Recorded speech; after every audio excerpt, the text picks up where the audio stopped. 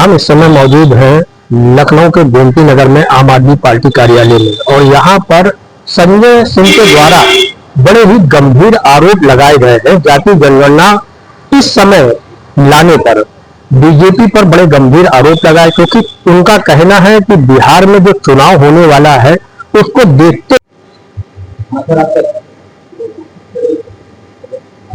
सभी पत्रकार बंधुओं को नमस्कार।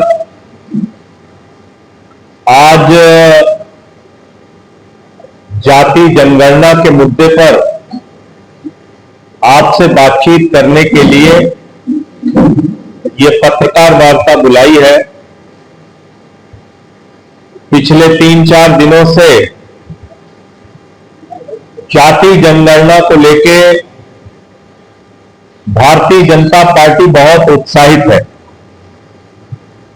और विपक्ष के भी दल उनके इस फैसले का स्वागत कर रहे हैं। निश्चित रूप से जाति जनगणना होनी चाहिए, इसमें कोई दो मत नहीं।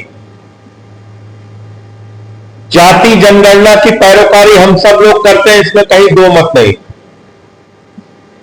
लेकिन भारतीय जनता पार्टी की जो मानसिकता है और जो उनका ये अचानक यू टर्न हुआ है, इसके पीछे का कारण क्या है? जाति जनगणना के खिलाफ भारत के प्रधानमंत्री ने कहा कि जो लोग जाति जनगणना की बात कर रहे हैं वो पाप कर रहे हैं। प्रधानमंत्री ने कहा कि सिर्फ 4 जातियां होती है, 4 जातियां, जिसमें उन्होंने गरीब, युवा, महिला, इन सब की बात की। योगी आदित्यनाथ जी ने जाति जनगणना के खिलाफ खुलेआम बोला। गडकरी साहब ने तो उससे भी एक बातें आगे 1-2 हाथ जाके बोला कि जो पूछेगा जात उसको मारेंगे लात। पूरी बीजेपी इसके खिलाफ थी। अनुराग ठाकुर ने सदन में जाति जनगणना का विरोध किया, सारे सांसदों ने किया। तो अचानक ये जाति जनगणना का फैसला कैसे हो गया? अचानक जाति जनगणना कैसे याद आ गई? इसके पीछे 2 प्रमुख कारण हैं। नंबर 1, पहलगाम की आतंकवादी घटना से देश का ध्यान भटकाना, और नंबर 2, बिहार के चुनाव में राजनीतिक लाभ लेना। इसके अलावा इसका कोई मकसद नहीं। क्योंकि अगर जाति जनगणना की आप बात कर रहे हैं तो आपको यह पूछना पड़ेगा कि 10 साल में हिंदुस्तान के SC, ST, OBC के साथ मोदी जी की सरकार ने क्या किया। यह आपको पूछना पड़ेगा कि बड़े बड़े पदों पर SC, ST, OBC के साथ किस प्रकार का भेदभाव किया गया। और मैं अपना नहीं, भारत की सरकार का, उनके मंत्री का दिया गया बयान आपके सामने में पढ़कर बताना चाहूंगा। भारत सरकार के केंद्रीय मंत्री जितेंद्र सिंह जी ने कहा कि वर्तमान में केंद्र सरकार में संयुक्त सचिव और सचिव के पद पे, यानी कि ज्वाइंट सेक्रेटरी और सेक्रेटरी के लेवल पे 322 अधिकारी है, जिसमें 16 SC है, 13 ST है, 39 OBC है और 254 सामान्य वर्ग के लोग हैं। यह है SC, ST, OBC के साथ मोदी जी की सरकार का न्याय।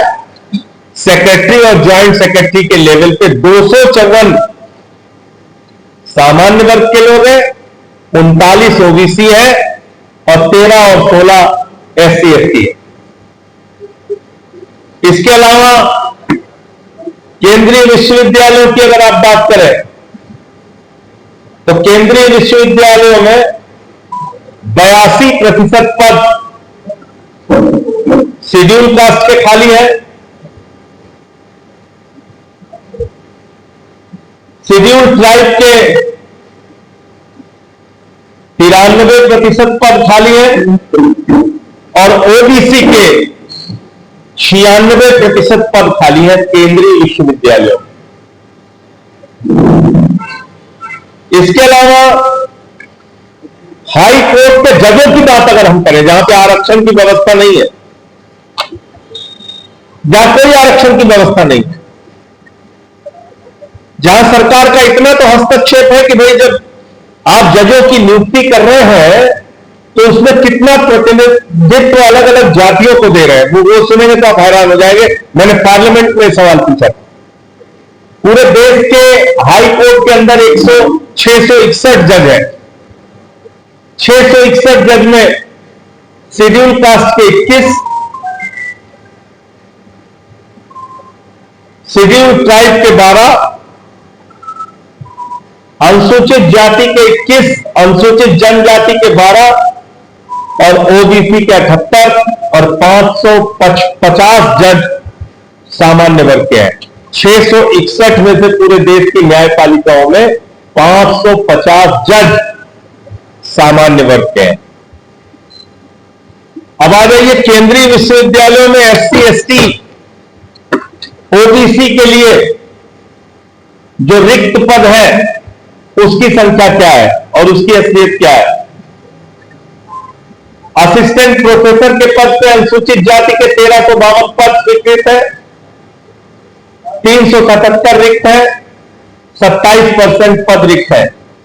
अनुसूचित जनजाति के 696 पद स्वीकृत है, 463 कार्यरत है, 233 यानी कि 33% पद रिक्त है।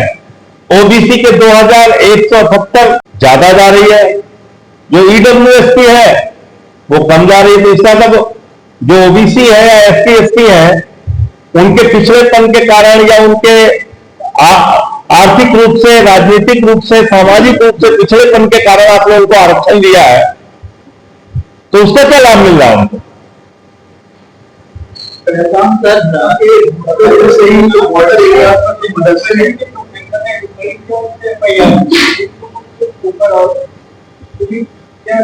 देखिए, इनको लड़ना चाहिए था पाकिस्तान से, ये यहां पे लड़ रहे 4PM वाले संजय शर्मा को, उनका बंद करा रहे हैं चैनल।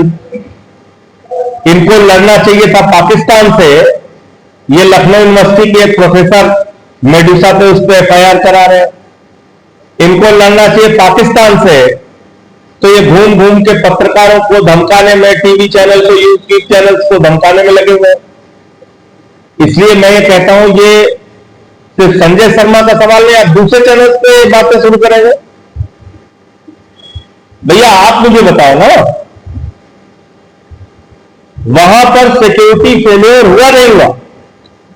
2000 लोग अगर उस घाटी में मौजूद थे, वैशाली घाटी में, तो वहां सुरक्षा क्यों नहीं थी?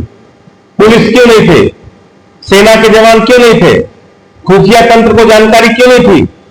पाकिस्तान का आतंकवादी 200 किलोमीटर सैर करते हुए आया और मार के हमारे लोगों को चला गया। 27 निर्दोष लोगों की हत्या कर दी उन लोगों ने, धर्म पूछ पूछ के मार दिया, और आप कह रहे हो कि नहीं साहब कोई बात नहीं। हम जो भाषण दे रहे हैं वो सुनिए आप, पीओके वापस लीजिए। आप तो कहते हो ना, पूरा देश कहता है पीओके से आतंकवाद को पोषित किया जा रहा है, वहां से केंद्र बना के हिंदुस्तान में घुसपैठ की जाती है। तो आप पीओके को कब्जा में लीजिए अपने, कौन रोक रहा है आपको? खुद सरकार ने सर्वदलीय बैठक के अंदर ये कहा 20 अप्रैल को बिना जानकारी के वो जगह खोल दी गई। मैं सर्वदलीय बैठक में मौजूद था। मैंने कहा क्या मजाक बना रखा है आप लोगों ने, कैसी बातें आप कर रहे हैं? इतने संवेदनशील जगह को आपने बिना किसी जानकारी के खोल दिया और आपको पता नहीं चला। फिर पता चला कि नहीं, वो झूठ बोल रहे थे। दरअसल 20 अप्रैल नहीं, पूरे साल भर से वो जगह खुली हुई है। तो सर्वदलीय बैठक में भी केंद्र की सरकार झूठ बोल रही है, गलत जानकारी दे रही है।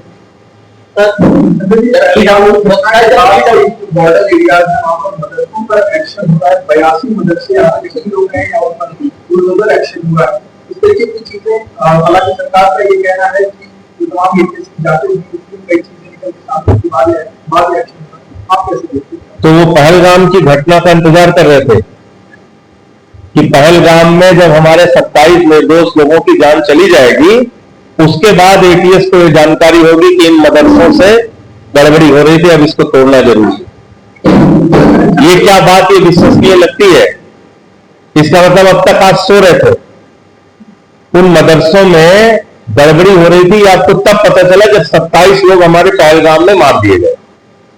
इसके पहले आपको पता नहीं चला। तो कैसे नाकारा अफसर है ये? कैसी नाकारी सरकार है ये?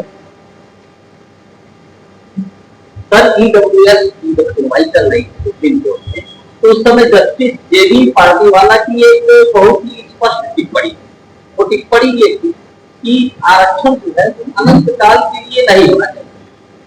तमाम राजनीतिक दल ओबीसी और अदर आरक्षण की वकालत करते हैं, क्यों सारे राजनीतिक दल सुप्रीम कोर्ट का सम्मान करते हैं, एक आपसी सहमति बनाते हैं, आरक्षण पर एक सामंजस्य क्यों नहीं बनाते हैं जिससे अगला वर्ग और पिछड़ा वर्ग दोनों का भला हो? पहली बात तो अगला वर्ग अब कोई आरक्षण से वंचित नहीं है। पहले जैसे अगले वर्ग के लोग कहते थे अरे तो रिजर्व कोटा वाला, वो सब बात अब खत्म हो गई। अब अगला वर्ग भी आरक्षण की श्रेणी में आता है। पहली बात तो ये क्लियर है। दूसरी बात यह है कि अगर आज भी मंदिर जाने से दलितों को रोका जा रहा है, घोड़ी पर बैठने से, मूछ रखने से उनको मारा जा रहा है, अगर आज भी भारतीय जनता पार्टी का नेता मध्य प्रदेश में आदिवासी के सर पे पेशाब कर रहा है, तो बिल्कुल जरूरी आरक्षण। योगी आदित्यनाथ मेरी बात सुनिए आप पहले, भोजन करते हैं, मेरी बात तो सुनिए आप, मेरी बात आप सुन लीजिए। सामाजिक भेदभाव जब तक है, हजारों वर्षों से समाज के बड़े बड़े वर्ग को आपने जिस तरीके से कुचल के रखने का प्रयास किया, अगर वो दृश्य आज भी देखने को मिल रहे हैं तो शर्म आती है। और निश्चित रूप से आरक्षण के बारे में लोहिया जी ने क्या कहा, एक व्यक्ति 20 किलोमीटर आगे खड़ा है, एक व्यक्ति 0 पॉइंट पे खड़ा है, दोनों के बीच में प्रतियोगिता नहीं होनी चाहिए। उस 0 पॉइंट पे खड़े हुए व्यक्ति को 20 किलोमीटर आगे पहुंचा दो, फिर प्रतियोगिता कराओ, तब पता चलेगा। अभी असलियत बताओ आपको। इसी यूपीएससी में आंकड़े आए, उठा के देख लीजिए। इंटरव्यू में नंबर कुछ लोगों को ज्यादा दे दिया गया, कुछ लोगों को जानबूझ से कम दे दिया गया, रैंक में वो पीछे चले गए। क्या ये सच्चाई नहीं है? मुझे ऐसा लगता है कि ये चुनाव के कारण कर रहे हैं, क्योंकि महिला आरक्षण बिल पास हुए कितना समय हो गया आप बताइए? 1.5 साल के लगभग हो गया। 1 इंच सरकार उस पर आगे बढ़ी हो तो आप बता दीजिए। 2 करोड़ नौकरियां देने का वादा ये लोग करते हैं, नहीं देते। काला धन लाने की 15 लाख देने की बात कहते हैं, नहीं करते। एमएसपी दोगुना करने की बात कहते हैं, नहीं करते। डॉलर को कमजोर करने, रुपए को मजबूत करने की बात करते हैं, नहीं करते। तो भाषण ही तो देना है इनको। तो जाति जनगणना पे भी एक अच्छा खासा भाषण दे दिया उन्होंने, कैबिनेट का डिसीजन हो गया, अब इंतजार करते रहिए, अगले जन्म में हो जाएगा। दल के बारे में कोई टिप्पणी नहीं करूंगा, लेकिन मैं ये कहना चाहता हूं कि आप इनकी तारीफ करने में जल्दबाजी कर रहे हैं। इनको पहचानिए, ये लोग कहते हैं इन्होंने क्या किया 10 साल में आरक्षण के साथ, ये रखिए ना देश के सामने। मैंने जितने आंकड़े पढ़े, अगर इसमें से कोई गलत हो तो आप मुझे बताइए। भैया, केंद्रीय सचिव और केंद्रीय संयुक्त सचिव की नियुक्ति तो आपके हाथ में है।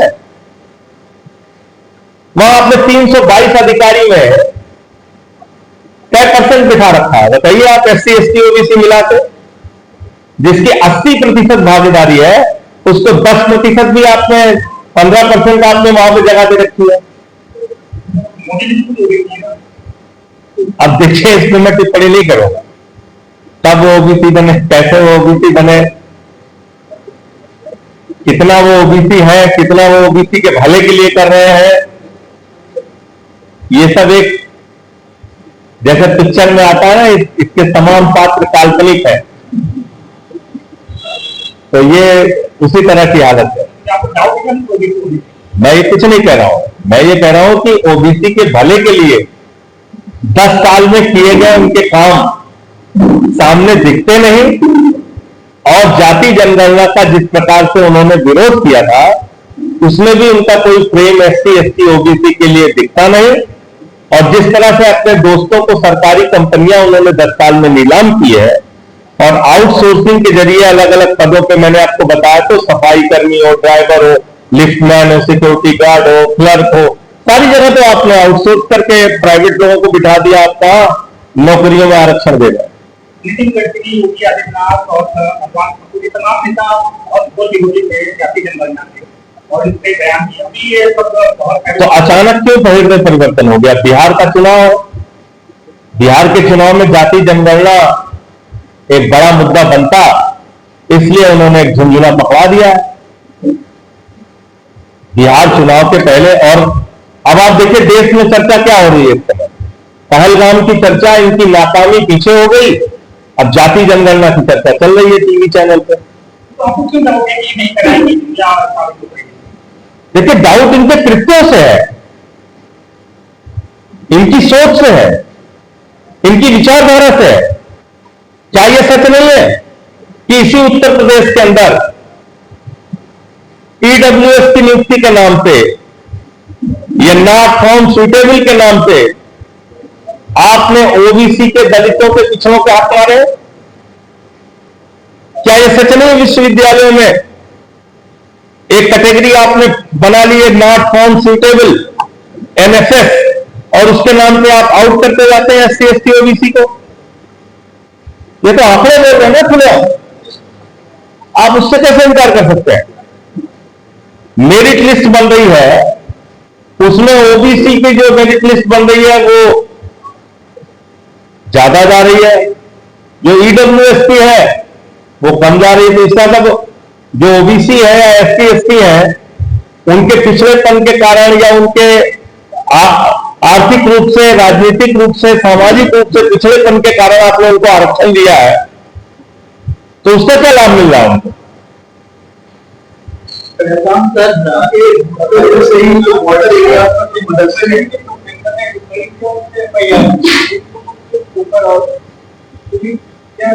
देखिए इनको लड़ना चाहिए था पाकिस्तान से, ये यहां पे लड़ रहे 4 PM वाले संजय शर्मा को, उनका बंद करा रहे हैं चैनल।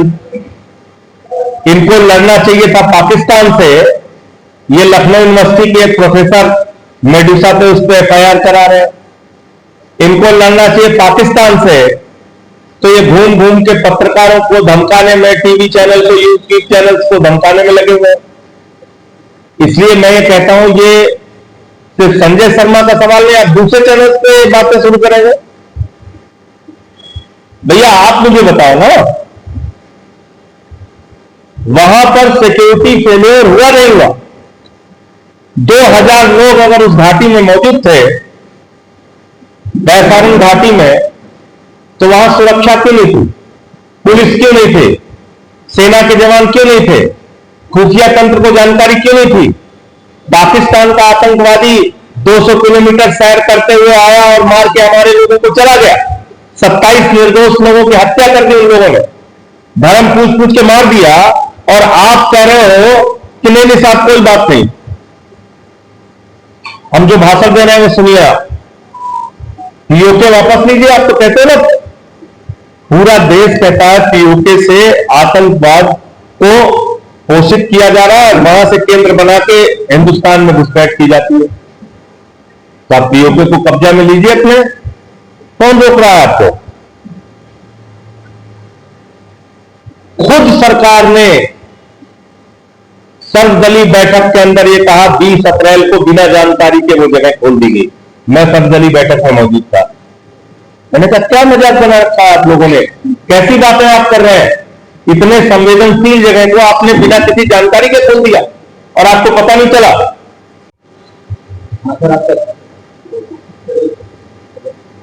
सभी पत्रकार बंधुओं को नमस्कार। आज